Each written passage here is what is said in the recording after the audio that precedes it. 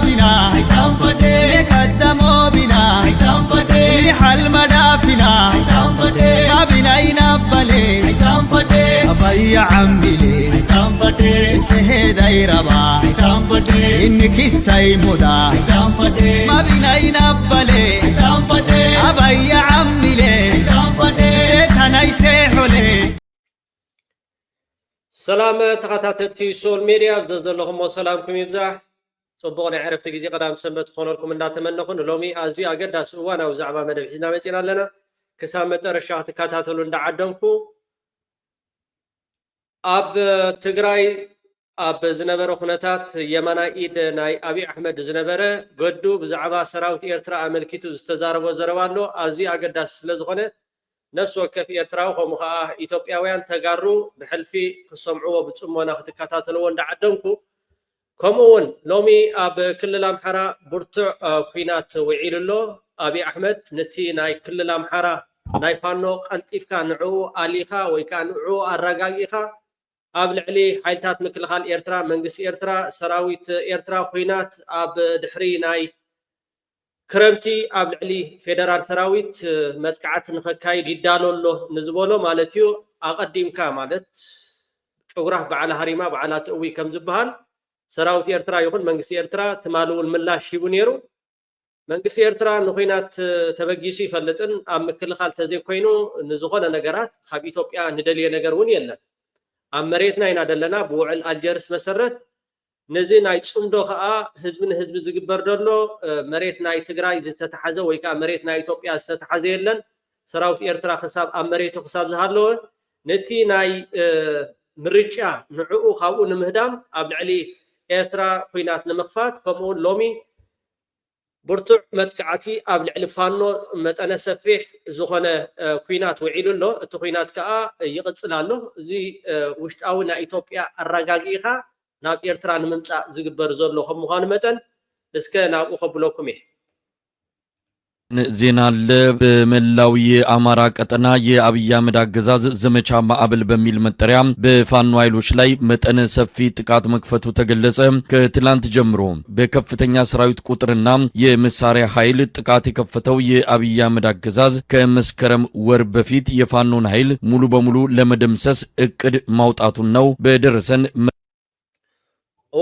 دي بمعبل زمچا زبل مالتيو جميرو دلو حساب مسكرم نفانو خصاففو وي كان فانو كبت مريت كاليوم نفانو اداخيمه بدحريو ناب ኤርትራ ንምምጻእ ዝብል አጀንዳ ሒዙ ማለትዩ ብዙሓት ሓደሽቲ ዝተመልመሉ ከምኡውን መጠነ ሰፊሕ ዝኾነ ወራር የኻኽትሎ ትኽእል ኣብ ልዕሊ ፋኖ መጥቃዕቲ ከም ዝትሪእዎ ዘለኹም ጀሚሩሎ መረጃ ላይ ተመለከተው በወሎ በሸዋ በጎንደርና በጎጃም የተከፈተው የዘመቻ ማዕበል ጥቃት እዚ አብ ጎጃም ጎንደር ከምኡውን ኣብ ዝተፈላለዩ ናይ ክልል አምሓራ ዝርከቡ ዕጡቃት ናይ ፋኖ ኣብ ልዕሊኦም ማለትዩ ብኹሉ ኩናት ከፊቱ ዘሎ ክሳብ መስከረም ክንኣልዮም ኣለና ውሽጣዊ ጉዳያትና አጻፊፍና ናብ ኤርትራ ክንከይድና ዝብል አጀንዳ ሒዞም እዮም ተበጊሶም ዘሎ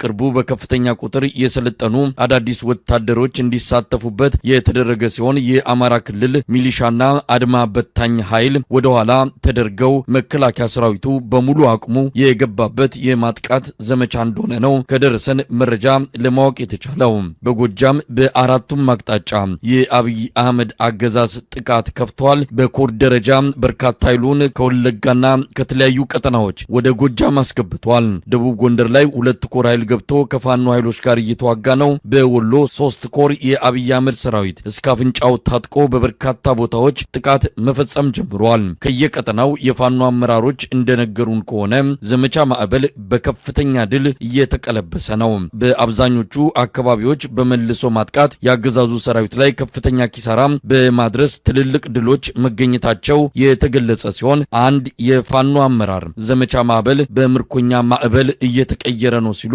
ምላሽ ሰጥተውናል። የአማራ ፋኖ ብሔራዊ ኃይል ሰሜን ቀጠና በላይ እዝ የህዝብ ግንኙነት ኃላፊ አርበኛ ዮሐንስ ንጉሱ ዘመቻ ማዕበል እየተመከተ ነው ይለናል።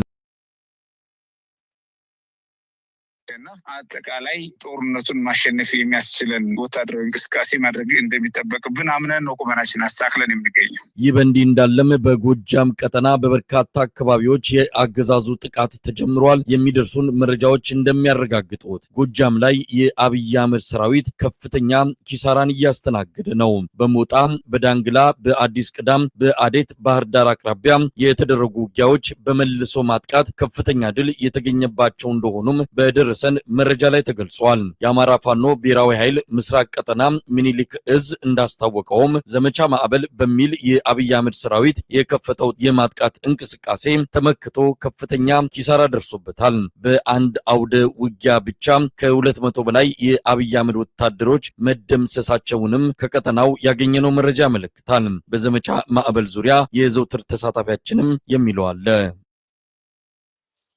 ኦኬ ሎሞን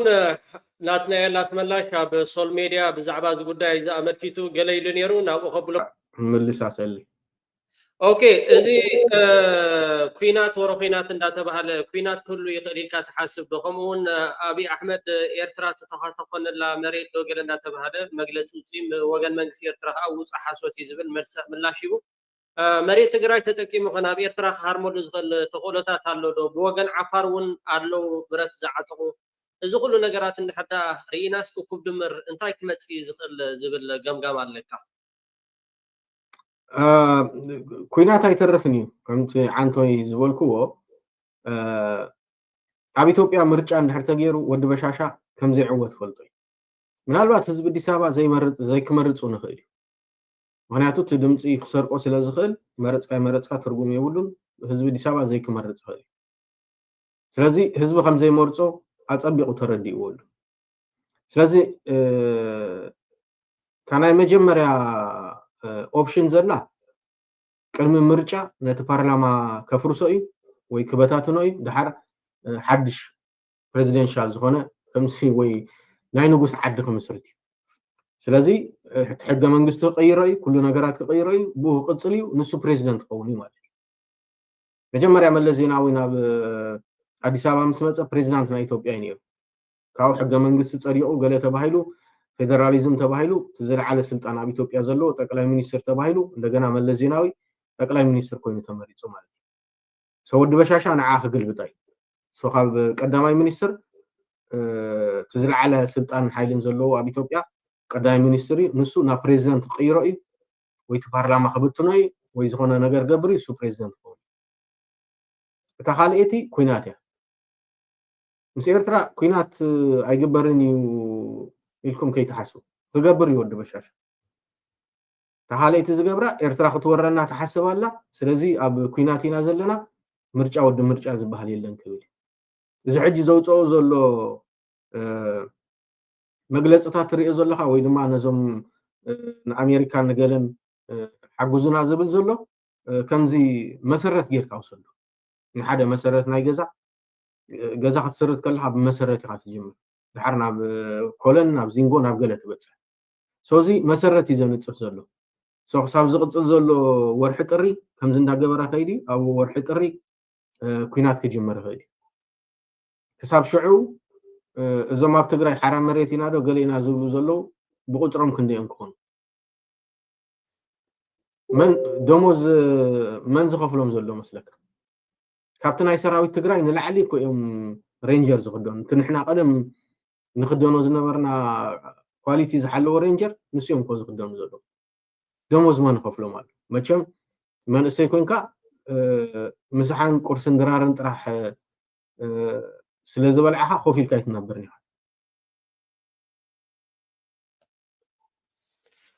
ኦኬ ከምዚ ናትናኤል ትሰምዑ ፀናሕኩም ሕጂ ከዓ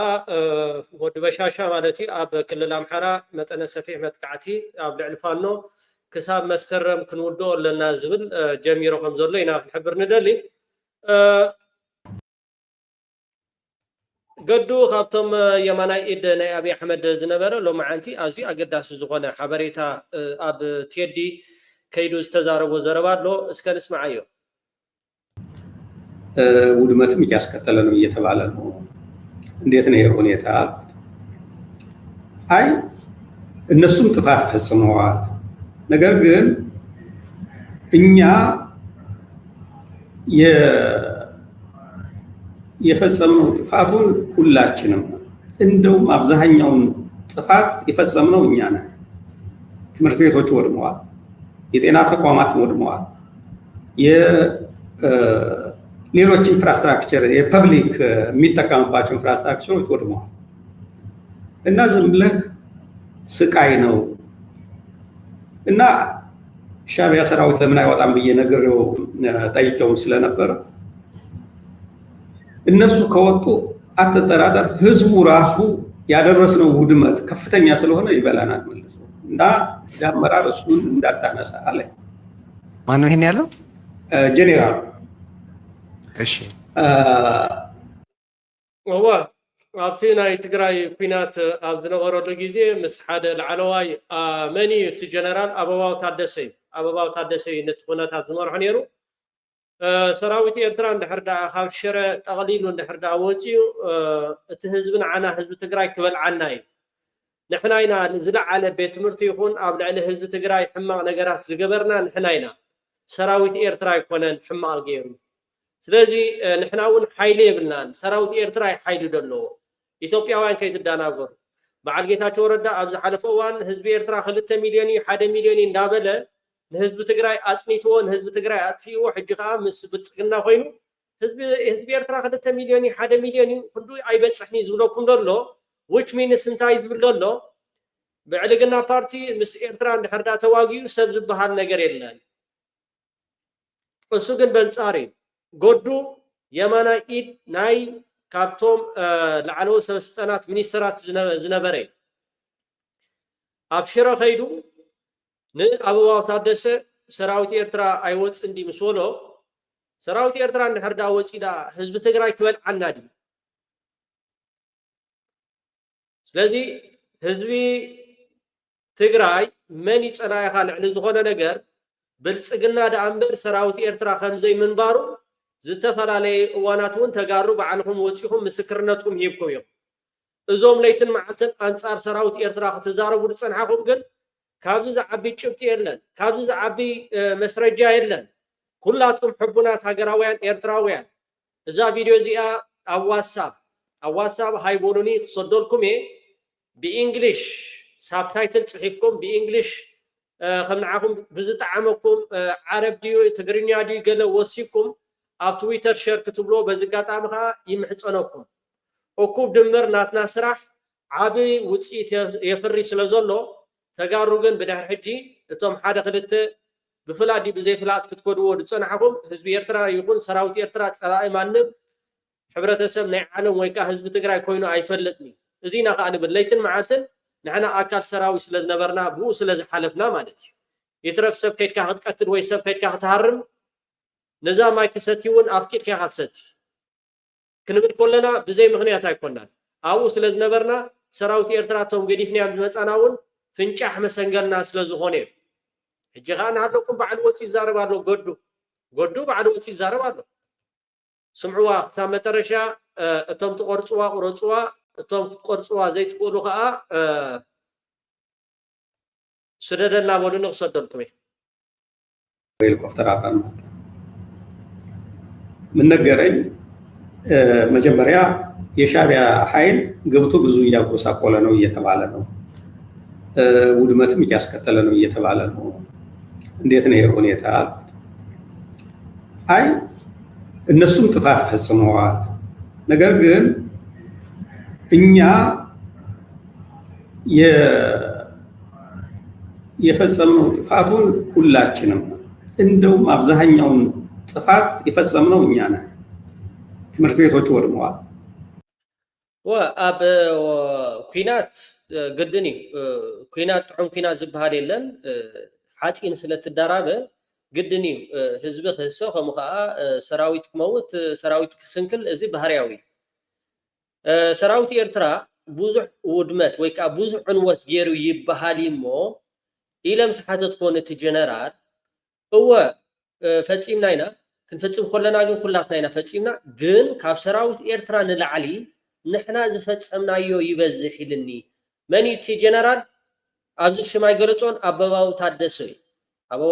እዩ። ከም ዝብለደሎ ማለት የሻዕቢያ ኃይል ገብቶ ብዙ እያጎሳቆለ ነው እየተባለ ነው። ውድመትም እያስከተለ ነው እየተባለ ነው። እንዴት ነው ይሄ ሁኔታ? አይ እነሱም ጥፋት ፈጽመዋል። ነገር ግን እኛ የፈጸምነው ጥፋቱን ሁላችንም እንደውም አብዛኛውን ጥፋት የፈጸምነው እኛ ነን። ትምህርት ቤቶች ወድመዋል፣ የጤና ተቋማት ወድመዋል፣ ሌሎች ኢንፍራስትራክቸር የፐብሊክ የሚጠቀምባቸው ኢንፍራስትራክቸሮች ወድመዋል እና ዝም ብለህ ስቃይ ነው እና ሻዕቢያ ሰራዊት ለምን አይወጣም ብዬ ነግሬው ጠይቄውም ስለነበር እነሱ ከወጡ አትጠራጠር ህዝቡ ራሱ ያደረስነው ውድመት ከፍተኛ ስለሆነ ይበላናል መልሶ እና የአመራር እሱን እንዳታነሳ አለ። ማን ነው ይሄን ያለው? ጄኔራል። እሺ ይህንን ሰምቼ ሄድኩኝ። ስብሰባዎች ተካሄዱ። ስብሰባዎች ላይ ያለውን ሁኔታ አነሳ። ይሄ ነገር ጥፋቱን እየጨመረ ነው። ያችኑ መጀመሪያ ጊዜ ብያት የነበርኳትን እንትና እኔ ለቲፒኤልኤፍ መሸነፍ ብዙ እንትን ጉዳይ አይደለም። ነገር ግን እየደረሰ ያለው ጥፋት ያሳደረብኝ እንትን አለ፣ ስጋት አለ። እዛ ስብሰባዎችም ላይ አገኘው አነሳውኝ። እንደገና ባህር ዳር ሄድኩኝና አገኘው። ምን አልኩት? ትግራይ ውስጥ እየተፈጸመ ያለው ወደ የካቲት አካባቢ ይመስለኛል እንትኑ ትግራይ ውስጥ እየተፈጸመ ያለው ጥፋት እጅግ እጅግ የከፋ ነው እና መልሰው የሚነሱ መሆናቸው አትጠራጠር ይነሳል። ነገር ግን የመጀመሪያ የገፈቱ ቀማሽ የሚሆነው አማራ እና አንድ በኩል ዛት ዋይና ክንድቅስ ክንትስ ኤርትራውነት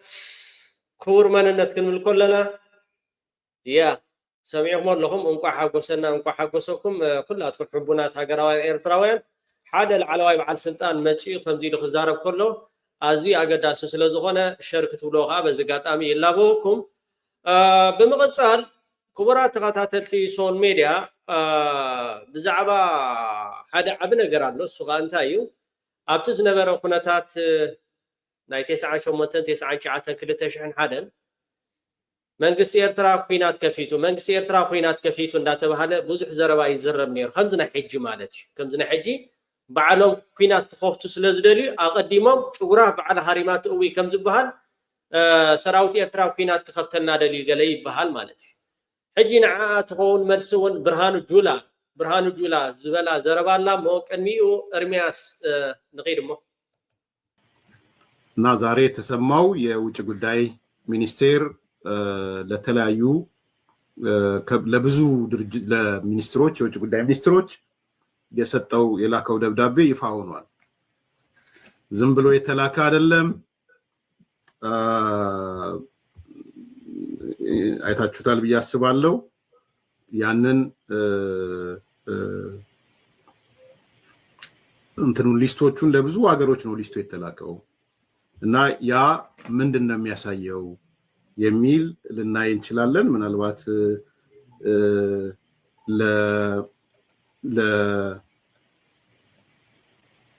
ለአንቶኒዮ ጂ፣ ለጣሊያን፣ ለበርሊን፣ ፓሪስ፣ ለንደን፣ ሞስኮ፣ ዋሽንግተን ዲሲ፣ ለማርኮ ሩቢዮ፣ ለብራስልስ፣ አቡጃ፣ ለብዙ ሚኒስትሮች የውጭ ጉዳይ ሚኒስትሮች የተላከ ደብዳቤ ነው። ይሄ ደብዳቤ በግልጽ የሚያመላክታቸው ነገሮች አሉ። አይ ቲንክ ከዚህ በኋላ ትልቅ ዜና ይሆናል ብዬ አስባለሁ። ትላንትና በተወሰነ መልኩ ያነሳውላችሁ ሐሳብ ነበርና ከሱ ጋርም ላያይዛችሁ ልታዩ ትችላላችሁ። እኔ ደብዳቤው አልደረሰኝም፣ ግን የውስጥ መረጃዎቹ ከህወሓት አንፃር አንስቼላችሁ ነበረ። ዛሬ የኢትዮጵያ መንግስት ማስጠንቀቂያ ልኳል። ከብዙ ትዕግስት በኋላ ከብዙ ጥረት በኋላ ትዕግስት نداين تطالعن حنتي تحساسبو قصالي حدش حصوت ممهاز كا بزلو فابريكاتات لومي حصوتات كمز سغب يلن عرب تايبلو وصل الكذاب عند الباب نحساوي كسباب اسنيو بحر اجي نحساوي ابز غزاز قبل الله ندهري لوكا قبل الله ديسكر عنا حسابتا معصن استيلكا قبل يلن كافت غزا خطرت كلا كم برحساو انت ديلك اوكي زانا برهان جولا ازي اقداسيتي اسمعوا ድሮ በደርግ ዘመን ጦርነት በኢትዮ ኤርትራ ጦርነት የተካኑበት ነው። ኢትዮ ኤርትራ ጦርነት ቁኒቶ ምኒቶ የሚባል ቦታና ገዛ ገርላሴ የሚባል ቦታ ተዘጋጁ ተጠቃላችሁ ብለው ኦሪንቴሽን ሰጥተው አጥቅተው ከዛ ሻዕቢያ አጠቃን ብለው መግለጫ ወጡ። ያን ጊዜ እኛ መኮንኖች ነበርንና እንደ መንግስትም ይዋሻል እንደያልን ስናሾፍባቸው ነበር። እና እንደዛ አይነት ሰዎች ናቸው ነው برهان جولا انت يدولو اب 98 اب غزا غرلاس قنيتو او نيره مالتي شعو غيزي مكونن ينيره بعد سلطان مكونن كمز حجي مارشال برهان جولا خيتبهاله مالتي كابتم تحتو سب سلطانات كوينو مالتي معرق نيرو مكوننات كاباتهم زنبري يذكرني شعو نحنا اتقعنا نحنا نسراوت ايرترا هاريمنا هنسنا بنا ኢትዮጵያ ዜና ግን እንታይ ክብልዩ ተቃልሑ ሰራዊት ኤርትራ አጥቂዕና ስለዚህ መንግስት ክንድዚ ይሕሱ ድዩ ገለ ዝብል ሽዑ ክሓስብ ጀሚረ እንበር መንግስት ኤርትራ ወይ ሰራዊት ኤርትራ ይኮነን አጥቂዕና እዛ ጉዳይ እዚኣ ሕጂ ልክዕ ከምዛ ሕጂ ዝሕስዋ ዘሎ በዓል ብርሃኑ ጁላ ከምኡውን እቲ መንግስቲ ናይ ብዕልግና ፓርቲ ዝሕስዎ ዘሎ ኣብቲ ግዜ እውን ልክዕ ሓሰውቱ ምንባሮምን በዓሉ ዝተኣመነሉ ብቃሉ ዝበለይ نحن هاريمنا كنسنا نسراوت إيرترا أتقعنا كنسنا سراوت إيرترا أتقعنا بمبال نمحبرسب عالم كمون بتناتنا معكن زينا أب زينا تزاريبنا له زياون الشرب والوادك إيري أين حمق ድሮ በደርግ ዘመን ጦርነት በኢትዮ ኤርትራ ጦርነት የተካኑበት ነው። ኢትዮ ኤርትራ ጦርነት ቁኒቶ ምኒቶ የሚባል ቦታና ገዛ ገርላሴ የሚባል ቦታ ተዘጋጁ ተጠቃላችሁ ብለው ኦሪንቴሽን ሰጥተው አጥቅተው ከዛ ሻዕቢያ አጠቃን ብለው መግለጫ ወጡ። ያን ጊዜ እኛ መኮንኖች ነበርንና እንደ መንግስትም ይዋሻል እንደያልን ስናሾፍባቸው ነበር። እና እንደዛ አይነት ሰዎች ናቸው ነው اوكي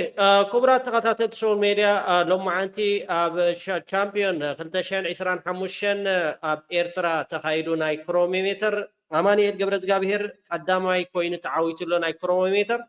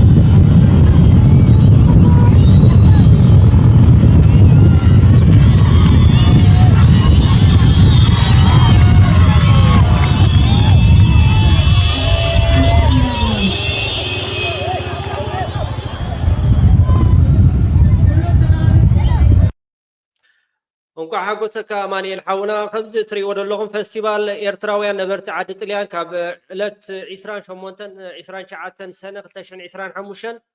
ካብ ኤርትራ ብዝመፁ ስነ ጥበባውያን ደሚቑ ክውዕል ምዃኑ ከምዚ ትሪእዎም ዘለኹም ኣብ ስእሊ ማለት እዩ ስነ ጥበባውያን ኤርትራውያን ካብ ኤርትራ ተበጊሶም ብሰላም ዓዲ ጥልያን ኣትዮም ኣለዉ ካብ ዕለት 28 29 ሰነ ኣብ ጥልያን ፌስቲቫል ክካየድ እዩ እንኳዕ ብሰላም መጻኹም ጽቡቕ ናይ ምዝንጋዕ ክኾነልኩም ከዓ በዚ ኣጋጣሚ ሶል ሜድያ ይምነየልኩም እንዳበልኩ ኩላትኩም ከዓ ኣብ ዝጋጣሚ ኣብቲ ከባቢ ትቕመጡ ኤርትራውያን ሕቡናት ሃገራውያን ኣብኡ ብምኻድ ከተሰኒዎም ሞራል ክትቦም ነዛ ካብ ኤርትራ ዝመፀት ጉጅለ ባህሊ ከዓ ሞራል ክትብዋ በዚ ኣጋጣሚ ይላበወኩም ክንድቅስ ክንትስእ ኤርትራውነት ክቡር መንነት ኣይንረስዕ ባህር ስነ ጥበባዊ ወዲ ተኽል ከዓ እናሃለኩም ማለት እዩ ተቐቢልዎም ኣሎ ብጣዕሚ ደስ ደብል እዩ ይቐኒየልና ካብቲ ኣዝዩ ደስ ደብል ሎማዓንቲ ዓብ ዜና ኮይኑ ዝወዓለ ኣብ ኢትዮጵያ ንመጀመርታ ግዜ ማለት እዩ እዛ ማሕበራዊ ሚድያ ናይ ኣምሓርኛ ቢቢሲ ብዘርግሓቶ ብዙሓት ኢትዮጵያውያን ክቀባበሉሉ ውዒሎም ኣለዉ እዚ ጽምዶ ብሽፍን ሽፍን እንዳበልካ ክኸይድ ዝጸንሐ ስለምንታይ ዋላ እቲ ህዝቢ ኢትዮጵያ እውን ህዝቢ ትግራይ ምስ ህዝቢ ኤርትራ ተተራኸበ እንታይ ፀገም ኣሎ ዋላ ኦሮሞ ከይተረፉ ዋላ ኣምሓሮ ከይተረፉ ከምኡውን ካልኦት ብሄራት ናይ ኢትዮጵያ ብሶማል ይራኸቡ ብኬንያ ይራኸቡ ብጅቡቲ ይራኸቡ ህዝቢ ትግራይ ከዓ ተተራኸበ እንታይ ፀገም ኣለዎ ኣብ ምባል በፂሐምሉ ዘለዉ ደረጃ ሎሚ ከዓ እዚ ድምፂ እዚ ብዙሓት ኢትዮጵያውያን ክቀባበሉሉ ውዒሎም ኣለዉ እስከ ንስማዓዮ የኢትዮጵያና ኤርትራ አዋሳኝ የሆነው የዛላምበሳ ድንበር መከፈቱና የማህበረሰብ ግንኙነት መፈጠሩ ተዘገበ። ከትናንት በስቲያ እሁድ ዕለት በሰሜን ትግራይ ክልል በኩል የኢትዮጵያና ኤርትራ አዋሳኝ የሆነው የዛላምበሳ ድንበር ከዓመታት በኋላ ለመጀመሪያ ጊዜ ተከፍቶ የአካባቢውን ማህበረሰቦች መገናኘታቸው ተዘግቧል። ቢቢሲ አማርኛ እንዳስነበበው ከሆነ የድንበር መከፈቱን በተመለከተ ዝርዝር ጉዳዮችን ባያካትትም በ2013 ዓ.ም በትግራይ ክልል የነበረውን ፖለቲካዊ ውጥረት ተከትሎ ተዘግቶ የነበረው የዛላምበሳ ድንበር እሁድ ዕለት በሁለቱ ማህበረሰቦች አማካኝነት ተከፍቷል ተብሏል። በኢትዮጵያ ዛላምበሳ ከተማ የአገር ሽማግሌዎችና የሃይማኖት አባቶች ባሉበት ቤተሰቦችና ወዳጅ ዘመዶች ዳግም ተገናኝተዋል ያለው ዘገባው የድንበሩን የተወሰነ ክፍል እንደገና ለመክፈት እርምጃ የተወሰደው ከኢትዮጵያም ሆነ ከኤርትራ መንግስታት ይፋዊ ድጋፍ ሳይደረግ በአካባቢው የማህበረሰባዊ አንቂዎችና የማህበረሰብ ተወካዮች አነሳሽነት መሆኑን ጠቁሟል። አሁን ባለው ወቅታዊ ሁኔታ ፕሬዝዳንቱን ኢሳያስ አፈወርቂን ጨምሮ የኤርትራ መንግስት ባለስልጣናት ኢትዮጵያ ላይ ተደጋጋሚ ክስ እያቀረቡ ሲሆን በአንጻሩ የህወሓትን ቡድንን በመጠቀም በኢትዮጵያ ፖለቲካዊ ውስጥ እጃቸውን አስገብተዋል የሚል ወቀሳ እየተሰነዘረባቸውም ይገኛል። የኢትዮጵያ መንግስት በበኩሉ በውጭ ጉዳይ ሚኒስትር በኩል በሰጣቸው ምላሾች ከኤርትራ ጋር የቃላት መወራወሩን አንፈልገውም ብሏል። ይህ ነባራዊ ሁኔታ ባለበት በዚህ ወቅት ነው ባለፈው እሁድ የህወሓት አመራሮችና የኤርትራ ባለስልጣናት ሰጥተውታል በተባለው ይሁንታ ድንበር የማስከፈት እንቅስቃሴ መደረጉ ከድንበሩ መከፈት ጀርባ እንዳሉ ከተገለጹት አካላት የተገኘው መረጃ የሚያመላክተው። የድንበር ከተማ የሆነችው ዛላምበሳና አካባቢው ላይ ከወራት በፊት የኤርትራ ወታደሮች ይገኛሉ የሚሉ ክሶች ከህወሓት አመራሮች ሲደመጡ እንደነበር የሚታወስ ሲሆን ከትናንት በስቲያ የድንበር ማስከፈቱ ጉዳይ ምንም አይነት ፖለቲካዊ ለውጥ ያመጣል የሚለው በጥያቄነት የሚነሳ ሆኗል። ይህ ዜና እስከሚጠናቀርበት ሰዓት ድረስ የድንበር መከፈቱን በሚመለከት የኢትዮጵያም ሆነ የኤርትራ መንግስታት በይፋ ያሉት ነገር የለም። ኦኬ እስከ መጨረሻ ሀዘን ስማ ዩኒቨርሲቲ ታኒጹ ነስማዓዮም እስከዞም ክቡራት ኣጋይሽ ኣዝየ ዘመስግን ሕዚ እስኪ ናብቲ ካልኣይ ኣጀንዳ ክንሰግር እሞ መምህር ናባኻ ክመፅእ ሕዚ ኢትዮጵያ ማለት ኣብ መንጎ ኢትዮጵያን ኣብ መንጎ ኤርትራን ክመፅእ ዝሕሰብ ዘሎ ወይ ድማ ኣድበንዊኑ ዘሎ ጉዳይ ኩናት ቀይሕ ባሕሪ ዝምልከት እዩ ሞምስ ተተሓሒዙ እዚ ኣጀንዳ እዚ ውዕሊ ፕሪቶርያ ከይተተግበረ ካሊእ ጥጅእ ናይ ኩናት እዩ ስለዚ እዚ ድማ ዓብዪ ስጋኣት ንትግራይ ኢሎም ዝገልፀሎ ሞምስ ተተሓሒዙ እዚ ኩናት እዚ ካብ መጀመሪኡ ትሒዝዎ ዘሎ ፅንሰ ሓሳብ መምህር ከመይ ኢኻ ትሪእዮ? ወል እሞ ኣነ ሕዚ እውን ከም ኢትዮጵያ ኮይነ ክሓስብ ሓደ ብስሩ እቲ መሰረታዊ ፀገም እንታይ እዩ ቅድሚ ሕዚ እውን እዚ ናይ 17 ዓመት ናይ ትግራይ ቃልሲ ኣነ ዕርየ ዝኽንኖ ናይ ትግራይ ኣጀንዳ ናይ ትግራይ ዋኒን ናይ ትግራይ ጠለብ ክንደው ቅድሚት ዝሰርዕ ናይ ኤርትራ ጉዳይ ቅድሚት ሰሪዑ ኤርትራ ልትግንፀል ካብ ናይ ዓለም ኢትዮጵያ ብዓለም ሕጊ ዝተረጋገፀላ በተባበሩት መንግስታት ዝተረጋገፀላ መሰል ናይ ባሕሪ ምርካብ ክትስእን ኢሉ እውን ኣብ ኢትዮጵያ ውሽጢ ካልኦት ተመሳሰልቲ ናይ ተነፀልቲ ሕቶታት ዝኽልዓሉ ምክንያት ዝኾነ ዝሃቦ ድጋፍ ዕርዩ ጌጋ ነይሩ ይብል። ምክንያቱም ብናይ ትግራይ ዓይኒ ክሪኦ ከለኹ ቁጥሪ ሓደ ናይ ትግራይ ዋ እንታይ ዝብል ኣሎ ጌጋ መረዳእታ ይዝህብ ደሎ እዚ ሰብኣይ ዶክተር ኢሎ ከይፅውዕኒ እዚ ወላ ሓደ እምኒ ንዓና ዝሃበና ያለን ኤርትራ ካ ኣይተገንፀለትን ኤርትራ ሃገር እያ ቅድሚ ኢትዮጵያ ሃገር ዝነበረት ሃገር እያ ስለዚ ኣይተገንፀለትን ንዓና ካ ዝሃበና የለን ሕወሓት ይሃበና ትግራዋይ ይሃበና ኣምሓራ ይሃበና ኦሮሞ ይሃበና ንሕና ብደምናን ብዕፅምትናን በያታትናን በቦታትናን بحاتنتاتنا أموتاتنا زرخمنا يناتنا دأمبر السخاتكم زمتكم لا يلن سلازي إذا خرم دلوي كم تخبر بريزنت سياسة خورك زبولو أمت أرشاس معكم بدم دم تاخو قبرلو جن بتسمونا سخا حدا قدام كم زعين الزرباون كنسمع عين دلنينا خم إثيوبيا وخينا حاسب يتبل لها كم إثيوبيا وخنا يتكون عنا قداينا يكون جن بتخكر جلوتس ህዝቢ ጸላይ እቱ ናይ ጣልያን ኣተሓሳስባ ዝወረሰ ናይ ኢኮኖሚያዊ ፖለቲካዊ ኣተሓሳስባ ዝወረሰ ናይ ኤርትራ ምኩሕ ሓይሊ ምኩሕን ጸቢብን ሓይሊ ሙሉእ ልቲ ህዝቢ ናይ ኤርትራ ህዝቢ ገዲዱ ነፃ ሓሳብ ብዘይብሉ ብከቢድ ጭቆና ንምግንፃለይ ዝገብሮ ፃዕሪ ትግራይ ደቅ ቁጥር ሓደ ደጋፊት ክሳብ ሓሊፋ ወሃቢት ምዃና ዕሪ ጌጋ ኢለ ይሓስብ ምክንያቱም እዚ ምስ ኣምሓሩ ጥራሕ ዘይኮነስ ምስ ኩሎም ውነ ዘለዎም ኢትዮጵያውያን ምስ ተጋሩ ጭምር ሃገርስ ክፈርስ የብሉን ዝኾነ ይኹን ሃገር ናይ ህላወ ናይ ዘይምፍራስ መሰለ ኣለዎ ኢሎም ዝኣምኑ ሰባት ብምሉኦም ዝተጋሩ ክፀልእዎምን ክቕየምዎምን ስለ ዝገበረ ተጋሩ እውን ልክዕ ከም ካልኦት ኢትዮጵያውያን ጎረሮና ክዕፀል ገበረ ስለ ዝኾነ እቲ መርዓ ንሱ ፍጹም ጎጉይ መርዓ ነይሩ ኣብ ናይ ኤርትራውያን ረብሓ ጥራሕ ዝተንጠልጠለ ዝተጋሩ ግን ጎረሮኦም ዝዓፁ ላብ ቀይሕ ባሕሪ ገፆም ገይሮም ከይርኡ ዝገብር ፍጹም ዝንቡዕ ስራሕ ነይሩ ኢለ ይኣምን ስለዚ እዚ ኩሉ ምስ ኢትዮጵያ ተባኢሳ ተጋሩ ምስ ትግራይ ተባኢሶ ምስ ኢትዮጵያ ተባኢሶም ተጋሩ ብዘረጋገፅዎ መሰል እውን ዝተዋሃበና ካሕሳ ጀኖሳይድ ስለ ዝኾነ ንሕና እንተኽኢልና ድጋፍና ምስ ኢትዮጵያ ክኾን እንተዘይክኢልና ምናልባት ኣብ ሰዓት እዚ ብኩናት ዕሪና ልማሰና ዕሪና ልተጎዳእና ስለ ዝኾንና ይሕለፈና እቲ ነገር ንሱ ይሕለፈና ለጊዜኡ ተዓገስና ኢትዮጵያ ተዓገስና ንሕና ቁስልና ክንሕውና ኢልና ናይ ኢትዮጵያ መንግስቲ ስጉምቲ ልክወስድ ግን ምናልባት ካብ ህይወት መስዋዕትነት ምላሽ ተሓበርቲ ክንኮን ይግባእ እየ ዝሓስብ ኣነ ምክንያቱም ኢትዮጵያውያን ናያ ኤርትራ ባሕሪ ብምግባራስ ስምዕ ዶ ዝኾነ ስታይኩ እዩ እታ ባሕሪስ ልበይኖም ፈልዮም እዩና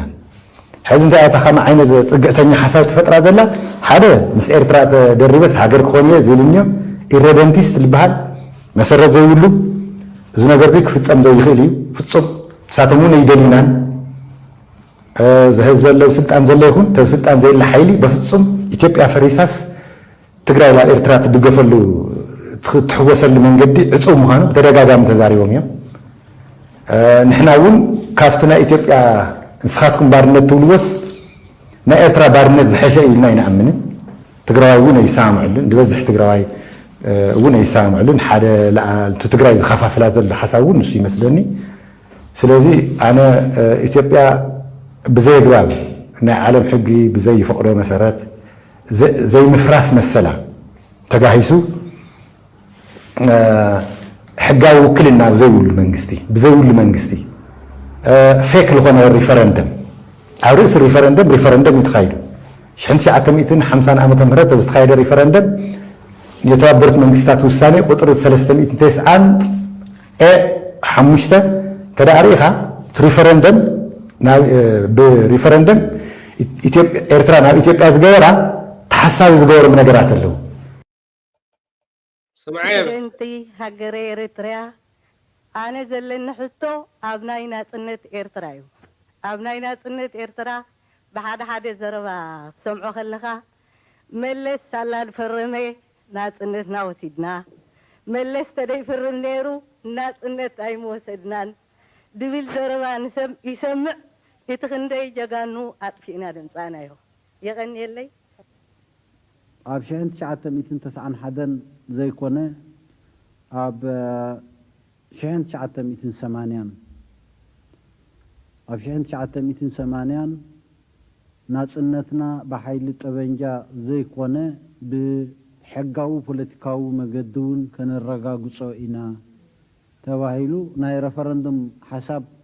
1980 ተኣወጀ 1991 ኣይኮነን መጽኡ ህዝቢ ኤርትራ ብቃልሱ ካብ ዝዕወት ዝጠራጠር ሰብ እኳ ተዘይነበረ ናይ ግዜ ናይ ሰዓት ምናልባት ነፍሲ ወከፍ ነናቱ ግምት ነይርዎ ኸውን ይኽእል ኣብ መወዳእታ ግን ብሕጋዊ መንገዲ ረፈረንዱም ጌርና ከነረጋግጾ ከም ዘለና ሽዑ 91 ዝመፀ ይነበረ 91 ምስ ተረጋገፀቲ ናጽነት ብግብሪ ናይ ሕቡራት ሃገራት ዋና ጸሓፊ ሽዑ ዝነበረ ፍሉይ ልኡኽ ሰዲዱ እቲ መስርሕ ቃላጠፈልኩም እንትስ ምስ ኣብ ኣዲስ ኣበባ ዘሎ መንግስቲ ተሳሚዕኩም ተገበርኩሞ ደኾነ ይመሓሸን ተባሂሉ የለን ንሕና ንናጽነትና ዝኾነ ይኹን ሓይሊ ኣብዚ ዓለም ድሕሪ ኩሉ ከዓ ኣብ ኢትዮጵያ ዘሎ መንግስቲ ክፍርመልና ኣይንዘልን ኢና ተሳሚዕና ከነቃላጥፎ ምስ ኣብ ኣዲስ ኣበባ ዘሎ መንግስቲ ዓርክናን መሓዛናን ስለ ዝኾነ ምስኡ ተሳሚዕና ሕጂ ናጽነት ከነምጽእ ወይ ድማ ነቲ ናይ ናጽነት መስርሕ ከነቃላጥፎ ኣይንደልን ኢና ኢልና ኣብና ከምኡ እንተዘይኮይኑ ረፈረንዱም ክካየድ ኣይኽእልን እዩ ተባሂሉ ረፈረንዱም ሕቡራት ሃገራት ኣይካፈለን እንተይሉ ናይ ዓለም ማሕበረሰብ ብዝተፈላለየ ሓይልታቱ ከም ዝሳተፎ ጌርና ረፈረንዱም ከነካይድ ኢና ተባሂሉ እውን ተመጒትሉ ይሽዑ ናይ ሽዑ ሰነዳት ሓደ ብሓደ ከም ዘረጋግጽዎ ተዘኪምናዮ ዝነበርና ናይ ፖለቲካ ሓላፍነት ነዚ እዋን እዚ ነዚ ወለዶ እዝን ዘይኮነ ንመጻኢ ወለዶታት እውን ትርጉም ስለ ዘለዎ ናጽነትና ከዓ ደምና ከፊልና ተቃሊስና ዘምጻናዮ ኣብ ርእሲ ምዃኑ ኣብ ናይ መወዳእታ ሰዓቱ ብፌርማን ብቀለምን ናይ ዝኾነ ይኹን ሓይሊ ዘይኮነ ብናይ ህዝቢ ኤርትራ ድምፂ ክረጋገጽ ኣለዎ ንሕና ዝትኮብ ናጽነት ኣብ ላንካስተር ሃውስ ዝፍረም ናጽነት ወይ ብኻልእ ዝተፈላለየ መንገዲ ዝወሃበና ናጽነት ኣይንደልና ብሕጋዊ መንገዲ ዓለም ዝፈልጦ ህዝቢ ኤርትራ ኣብ ብምሉኡ ዘድምፀሉ ናጽነት ኢና እንደሊ ተባሂሉ ናጽነት መጺ መንግስቲ ኢትዮጵያ ብቀረባ ይኹን ብርሑቕ ብጽቡቕ ድልየት ይኹን ብዝተፈላለየ መንገዲ ኣብዚ ጉዳይ እዚ ኢድ ነይርዎ ኢሉ ይዛረብ ንኻልእ ፖለቲካዊ ዕላማ እንተዘይኮይኑ ኣብ ታሪክ ዝተመርኮሰ ሓቂ ይብሉን መሰልናን ህላዌናን ናጽነትናን ብቃልስና ጥራይ ዘይኮነ ብሕጋዊ መንገዲ ብናይ ህዝቢ ኤርትራ ሙሉእ ተሳታፍነት ዝመፀ እምበር ብቡራኬ ወይ ድማ ብቅዳስ ብዝኾነ ይኹን ለግሲ ናይ ዝኾነ ሓይሊ ከም ዘይመፀ ደጊምካ ነቶም ባህልቱ ምርግጋጽ ሕማቕ ኣይመስለኒ ኦኬ ክቡራት ተኸታተልቲ ሶል ሚድያ ጽቡቕ ናይ ዕረፍቲ ግዜ ቀዳም ሰንበት ክኾነልኩም እንዳተመነኹ ክንደቂስ ክንትስ ኤርትራውነት ክቡር መንነታይ ንረስዕ እተን ቪድዮታት ትደልይዎን ሰባት ብሓፀርቲ ክሰደልኩም ይኽእል እየ ናብ ኩሉ ትዊተራት ብሕልፊ ኣብኡ ሳብ ታይትል ጽሒፍኩም ሸር ክትብሎ በዚ ኣጋጣሚ እንዳተላበኹ ቀሊል ቪድዮ ይኮነን ብርሃኑ ጁላ ዝበሎ 9899 2001 መኮንን እናሃለኹ ኣብኡ ባዕልና ኩናት ጌርና ሰራዊት ኤርትራ ኣጥቂዕና ብምባል معكنا زينا ناي عالم كم خا ناي إثيوبيا نتيز جبرنا بعدنا ناب إيرتراويان الله جبنا حاجة خالك عهم ينزجور له بمبال شربلو قدز ولا خا أبشرة سراوت إيرترا ولا حدا نجارات كم زي جبر انت هيدا نحنا خاتم سراوت إيرترا بزلع على أبتبوتا حما خمس جبرنا سراوت إيرترا خا خمس زبلو